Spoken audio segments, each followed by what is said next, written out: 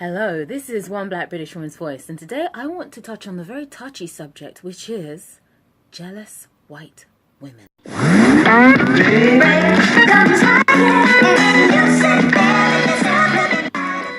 Let me explain myself, okay? So, before you Beckies start throwing your bottles of hair dye and yellow hair dye and moustache removing cream at the screen, let me explain my perfectly legitimate point of view. This is going to be based on my observations and maybe some stats I'll throw in there. Although I love slave narrative films, I was watching the movie 12 Years a Slave and closely observed the jealous interplay between the withered white wife of the plantation owner and the black baby-skinned beautiful slave that the plantation owner was obsessed with. Now, during my watching of this film, what I found both refreshing and surprising was Hollywood's cinematic nod to the reality that white women have historically and even presently been jealous of black women. Where does this jealousy stem from? I ruminated. Like, I don't really actually know, but where did this jealousy stem from? I ruminated. Well, I assume amongst the many other reasons that white women psychologically find it, one, hard to surmount the fact that it was a black queen by the name of Cleopatra that historically managed to enamor and control two very powerful Roman men. Two, that it was a white man and a non-white woman's love that contributed to changing the interracial marriage ban in America. Google it, it's called the Lovings. And three, that white men for 350 years happily indulged in the hobby of illegally raping black women and regulated white women to the view of being breeders as opposed to being sexually attractive beings. So white women, in their aggressive pursuit to give themselves better odds in the attractiveness stakes, you've desperately tanned to get the golden brown colour. To capture the beauty of full African lips, you inject the fat from your arsehole into your mouths. In a heartbreaking attempt to acquire the black woman's assets, you let surgeons stuff plastic balls into your concave chests. Crazy. And in a heroic attempt to culturally appropriate black women's style, you've adopted our hairstyles.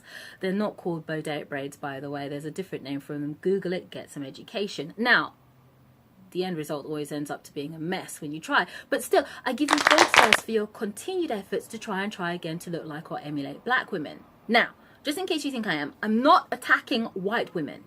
After all, I recognize that it's not all about you seeking to copy us. In exchange for your extreme mimicry, black women pay money to cover their luxuriant afros with the fur that grows from your head. So it's like a 95-5 swap of admiration. You tan, braid, perm your hair, inject your lips, get breasts and butt implants, etc., etc. And in return, we sew your fur pelts into our hair. I mean, technically, it is considerably less strange for a woman to add a stranger's hair to her own hair because historically wigs and hair extensions have always been a feature of every culture. So it doesn't really compare to being so desperate and so stupid that you go full suicidal by egging on skin cancer to get a tan. But you get my gist, right? I'm saying I'm flattered that you completely want to look like us, that you spend money to look like us, a lot of money to look like us. And I'm saying thank you for the fur that you give us. Oh, and for those of you who aren't obsessed, for those of you white women who aren't obsessed with looking like black women, I'm deeply sorry for the losses that you incur anyway. And by that I mean you have my full sympathy for when, even when you're not a white woman who does all those things to look like us, i.e. the tanning and the implants, etc., you still run the risk of losing your white man's attention anyway, because I'm sure it must be upsetting when, as much as you stared at the sun, which actually is a wise move because Mother Nature, i.e. the sun, absolutely loathes white skin, as much as you keep those lips razor thin, as much as you jog and yoga and do marathons, as much as you vomit up the food you keep your shapeless boy figures, white men still statistically feel like they need to get that extra shapeless body figure to be aroused by through soliciting sex from prepubescent children. I mean, a paedophilia amongst men, honestly. Anyway, and then of course there was the OkCupid study that showed that despite the film industry promoting you as beauty icons, you still rated as number 4 on the attractiveness ladder. Imagine you subjected yourself to anorexia in order to keep your boy-sized buttocks, and men on OkCupid said that they still prefer 1, 2, 3 other races of women above you. You should check out my actual vlog on that OkCupid study. It looks at how you rated lower than even the Asians, the South Pacifics, and the racially diverse Hispanics.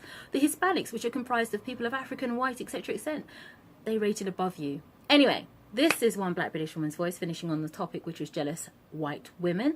Leave your comments below, but be respectful, and you're in my house now, and I'm out.